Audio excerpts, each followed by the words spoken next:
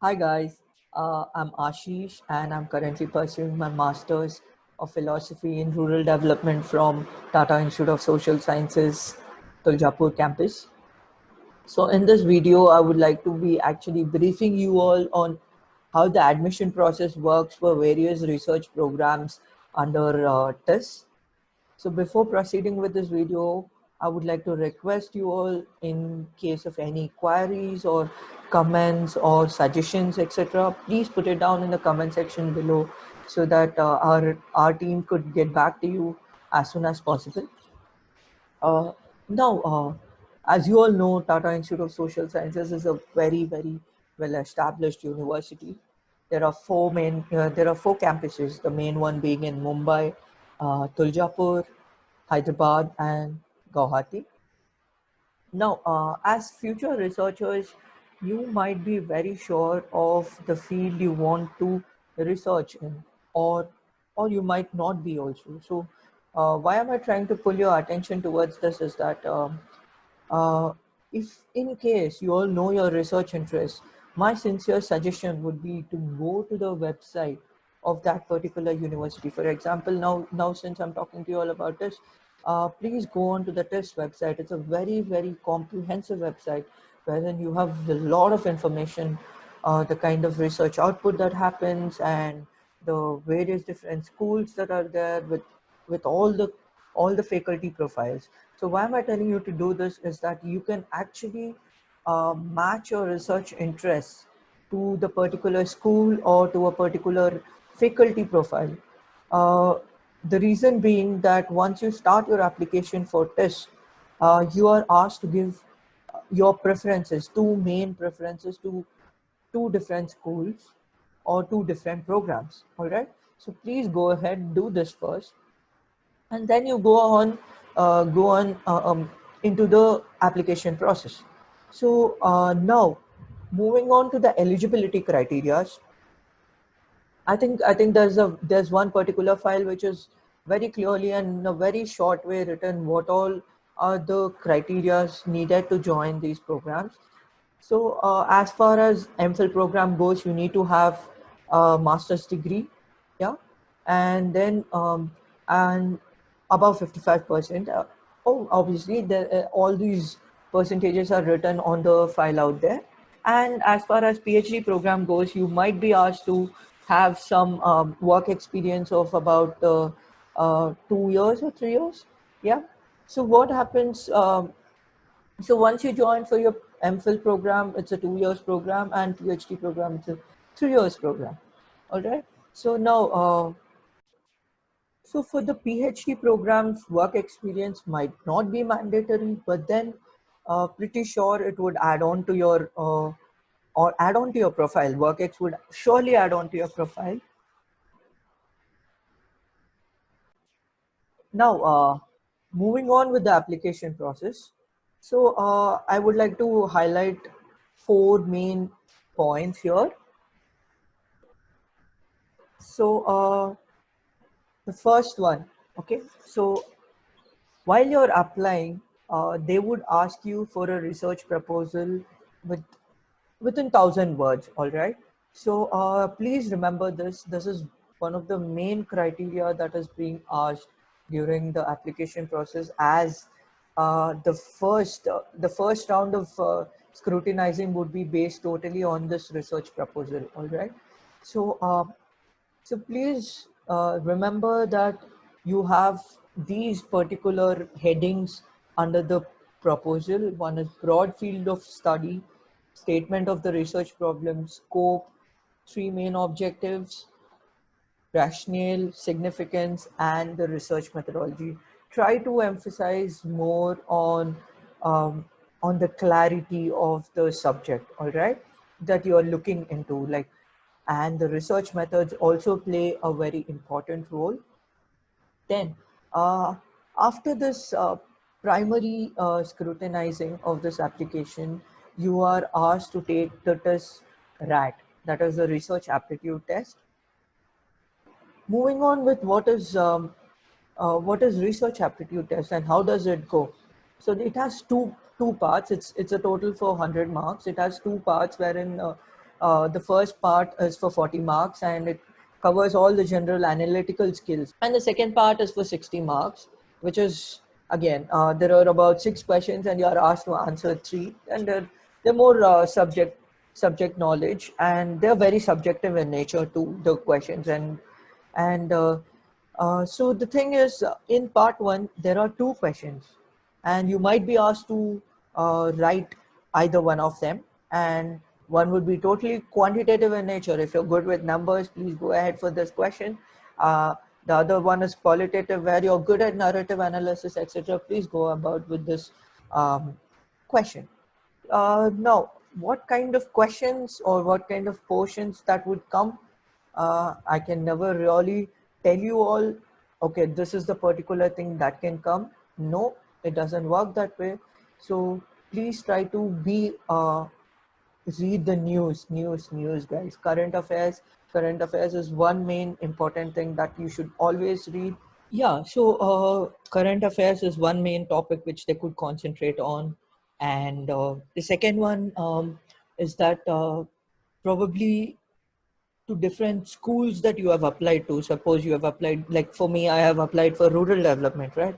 So they had asked me more about rural policies, or how does the rural development organization work with regards to our country, etc. And they're totally subjective in nature. That is nothing to worry about. So you're very free to answer whatever, however way you want to. Actually, there is no particular straightforward answer to this these questions. All right, so that is one thing. So now coming on to the uh, COVID, etc., right? So you can expect questions with regards to the pandemic that has happened, etc. So you might, that's what I'm trying to say, that don't really be sure that these are the particular kinds of questions that can come. In fact, there are actually model question papers you can go through, so that you'll get an idea of what's actually happening. All right, so go on, read the model question papers too, and go well prepared. That's the thing. So now moving on to the next part. Now, once you're done with your uh, TISRAT, and if you're shortlisted, then you have an interview process. So again, you are asked to come to the different campuses where you're selected for, and then you're asked to take your interview out there. So I'm not very sure what is happening with this year, or it might totally change because of the pandemic situation. So now what happens in the interview? So, okay, one thing. Uh, People are always very worried about the interview, and they're not very sure what can happen or what they might ask, or etc. But my suggestion here again would be, please be thorough on your previous, if at all any work ex you had, or any kinds of projects, or any kinds of theses that you have written. Yeah, for example, you would have obviously had a master's thesis or and a bachelor's thesis that you would have written in your final years, right? So please be in and out thorough with that's happening throughout the theses, because you can expect a lot of questions based on your previous theses. All right, and be sure about the research proposal that you have submitted. That also, you need to be very, very sure about what's happening in the research proposal, the kinds of research methods you're using, etc. So here I've listed out the possibilities that they can cover under an interview. So obviously the first one is the research methods. So just go back to your basics of research methodology, just basics, and try to read more on what is a personal interview, what kinds of questionnaires that are there, what can really happen on a ground level scenario, because that is more what we are into, right? Social sciences. Okay. And then master's theses, and again current affairs is very, very important. And all, not only in this, actually in almost all the cases, you will see how much emphasis is there on the current affairs. So please be thorough with that. And then if you have any sorts of prior internships or any kinds of work experience, that also you should be able to answer them very immediately. Okay. No, in the interview there might be kind of leading questions wherein suppose you actually answer a particular question, and then a particular interviewer might be very interested in that, so he might lead you on into that topic more. So that is the thing. So just be very well prepared, have the confidence, have the attitude, and the prior readings. These three are really, really very important for an interview. All right. And there's nothing to fear about. All right. Um, it just happens in a very how in suppose you just want to debate or discuss something, just feel that an interview is just about that. Try to put forward, and if you don't know the answer, please say a frank no. There's no harm in saying a no. All right. So these are the main briefing process for research programs into TISS, and then this is more or less same through all the schools. Yeah. And then I can't tell you that the interview can probably go on for an hour or a 1.5 hour, or even it could possibly get over in 10 minutes too. So if you just are very thorough with your prior readings, etc., you have the upper hand, right? So this is all that is covered under the admission process of TISS. So remember, research interests, a research proposal, and then you have TISRAT, the research aptitude test, and an interview. That's about it. And please feel free to contact us in case of any kind of inquiries or etc. And we will be surely willing to help you all out with regards to these. And just in case, if you're really interested to know what has happened in my interview, I could tell you that since I had some work experience, and the kind of proposal that I've given, most of the questions that were asked by the interviewers were basically on the research methodology and what I had followed or what I had done for my master's thesis and what I had done in my work experience, etc. So how had I gone about choosing those particular research methods? Okay, so so that I can use it in my thesis, etc. So I was asked to justify each and every process of what that happened throughout my project, etc.